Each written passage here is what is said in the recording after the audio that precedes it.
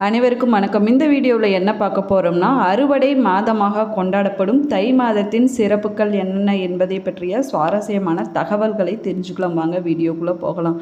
இந்த வீடியோ உங்களுக்கு பிடிச்சிருந்தால் லைக் பண்ணுங்கள், ஷேர் பண்ணுங்கள், கமெண்ட் பண்ணுங்கள். உற்சாகம் மீடியா சேனல் சப்ஸ்கிரைப் பண்ணாமல் இருந்தீங்கன்னா சப்ஸ்கிரைப் பண்ணிக்கோங்க. கூடவே இருக்கிற பெல் ஐக்கானை கிளிக் பண்ணிக்கோங்க. வாங்க வீடியோக்குள்ளே போகலாம்.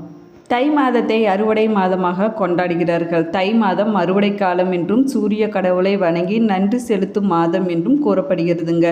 தை பிறந்தால் பாதை பிறக்கும் என்ற பெரியோர்களின் கூற்றுப்படி தை மாதத்தில் பல சிறப்புகள் உள்ளன. தை மாதத்தின் முதல் நாள் சூரியனின் பாதை வடக்கு நோக்கி நகரும் சமய நாட்களின் தொடக்கத்தை குறிக்கிறது. இது மிகவும் மங்களகரமான நேரம் என்றும் புராணங்களில் கூறப்படுகின்றன. இம்மாதத்தில் பல கோவில்களில் சிறப்பு பூஜைகள் நடைபெறுகின்றன.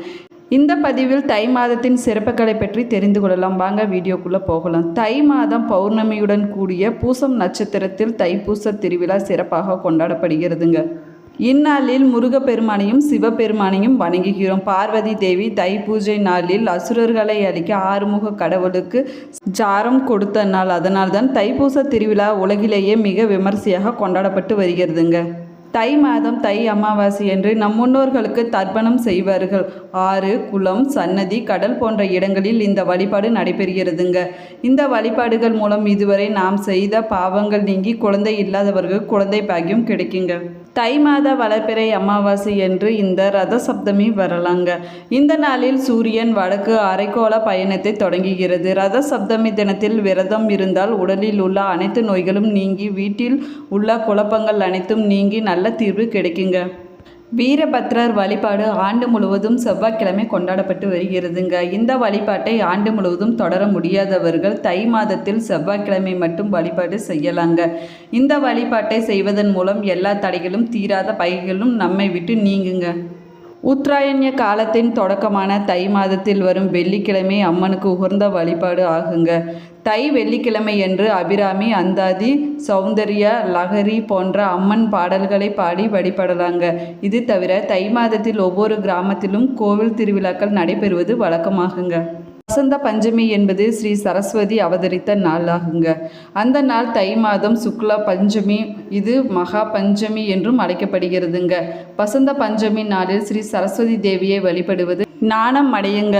அஷ்ட பயம் மற்றும் கல்வி தொடர்பான புதிய முயற்சிகள் இன்று தொடங்கலாங்க. தை மாதத்தில் வரும் தேய்பிறை ஏகாதேசியில் இந்த நாளில் உண்ணாமல் உறங்காமல் விரதம் இருந்து விஷ்ணு பகவானை வழிபட்டால் நமது முன் பாவங்கள் அனைத்தும் விலகுங்க. அன்றைய தினம் ஏழைகளுக்கு பழங்களை தானம் செய்வதால் ஒளிமயமான வாழ்வு அமையுங்க. தை மாதம் 2ஆம் நாள் கடைபிடிக்கப்படும் விரதம் சாவித்ரி கௌரி விரதம் ஆகுங்க. சிரஞ்சீவி மார்க்கண்டேயர் தர்மருக்கு இந்த விரதத்தை பரிந்துரைத்ததை அடுத்து தர்மரும் இந்த விரதத்தை மேற்கொண்டாருங்க. இந்த விரதத்தை கடைபிடிப்பவர்கள் அதிகாலையில் நீரில் குளித்து களி மண்ணால் செய்யப்பட்ட சாவித்ரி தேவியை வழிபட வேணுங்க. சாவித்ரி தேவியை வழிபடும் போது அன்றைய தினம் கையில் 9 முடிச்சுக்கள் கொண்ட கயிற்றை கட்டிக்கொண்டு மௌன விரதம் இருக்க வேணுங்க. இந்த வழியில் 9 நாட்கள் மற்றும் 9 ஆண்டுகள் செய்யலாங்க.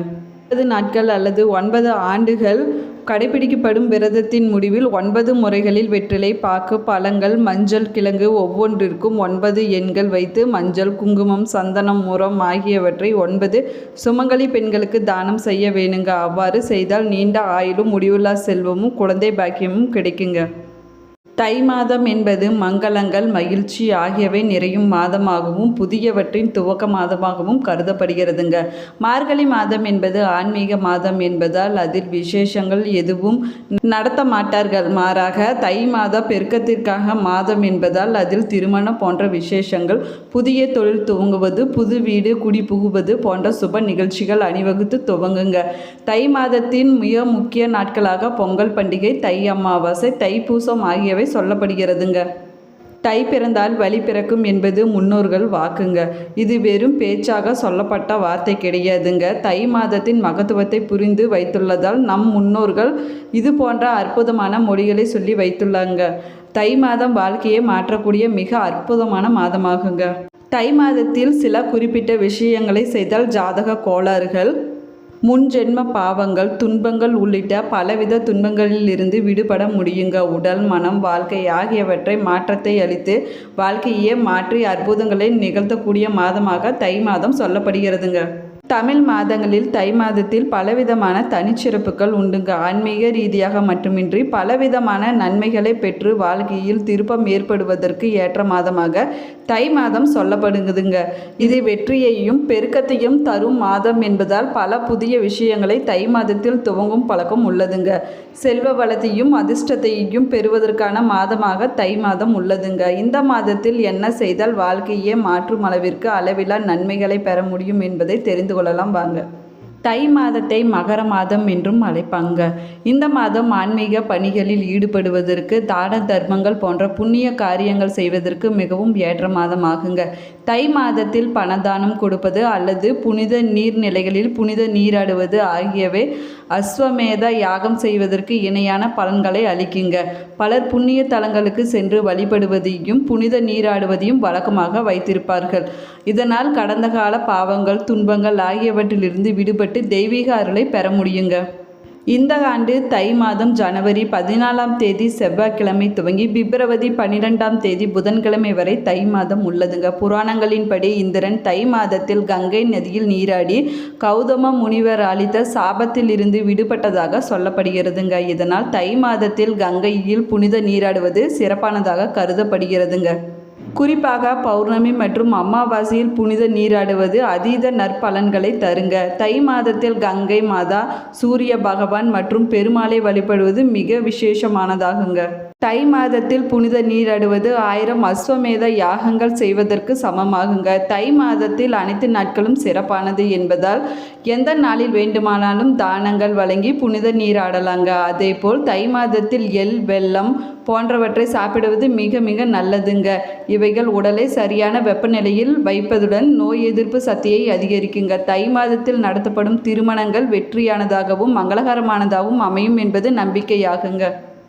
தை மாதத்தில் விதை விதைப்பது, மரம் நடுவது, வீடு கட்ட துவங்குவது ஆகியவை மிகவும் நல்லதுங்க. வீட்டிற்கு வருபவர்களை வெறும் கையுடன் அனுப்பாமல் ஏதாவது ஒரு பரிசை பொருளை கொடுத்து அனுப்புவது குடும்பத்தில் குறைவில்லா பெருக்கத்தை ஏற்படுத்துங்க. தினமும் சுத்தமாக குளித்து ஒழுக்கத்தை கடைபிடித்தால் வாழ்வில் ஏற்படும் தடைகள் நீங்குங்க. ஜாதகத்தில் சனி தோஷம் இருப்பவர்கள் அல்லது ராகுவால் பலவிதமான பாதிப்புகளை பெற்றிருப்பவர்கள் தை மாதத்தில் அவற்றிற்கான பரிகாரங்களை செய்யலாங்க. அது மிகவும் நல்லதுங்க. கருப்பு எள் அல்லது குளிருக்கு இதனால் ஆடைகள், போர்வை போன்றவற்றை தானமாக அளிக்கலாங்க. அது மிகவும் நல்லதுங்க.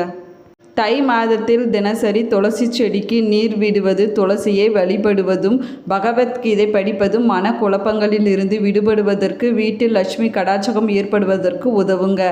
மற்றவர்களை, குறிப்பாக முதியவர்களை அவமதிப்பது, மனதை புண்படுத்துவது ஆகிய செயல்களை தவிர்ப்பது நேர்மறை விஷயங்களை வாழ்வில் நிறைய செய்யுங்க. ஒழுக்க நெறிகளை பின்பற்றி வாழ்வது பலவிதமான நன்மைகளை பெருக செய்யுங்க. சோம்பல், பொறாமை, வெறுப்புணர்ச்சி விடுவித்து அன்புடன் பழகுவதால் தெய்வீக அருளும் முன்னோர்களின் அருளும் நமக்கு கிடைக்குங்க.